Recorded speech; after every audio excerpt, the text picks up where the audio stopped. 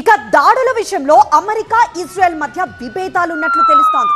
ఇరాన్లోని చమురు క్షేత్రాలపై దాడులు చేస్తుంది ఇజ్రాయెల్. ఆయిల్ బావులు డిపోలపై అటాక్స్ ను అమెరికా వ్యతిరేకిస్తోంది.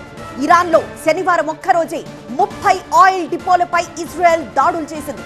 టెహ్రాన్లోని ఆయిల్ డిపోలపై ఇజ్రాయెల్ వైమానిక దాడులు చేస్తోంది.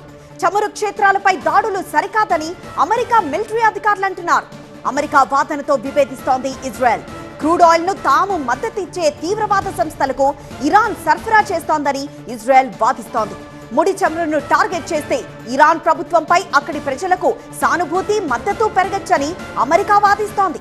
మరోవైపు చమురు క్షేత్రాలపై దాడుల విషయంలో ఇరాన్ కు ఇజ్రాయెల్ వార్నింగ్ ఇస్తోంది.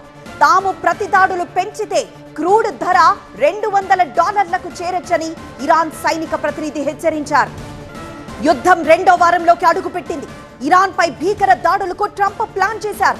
ఇరాన్ సైనిక స్థావరాలు, బాలిస్టిక్ మిసైల్ లాంచర్లు, భూగర్భ క్షిపణి కేంద్రాలను నాశనం చేయడమే లక్ష్యంగా వ్యూహరచన చేశారు.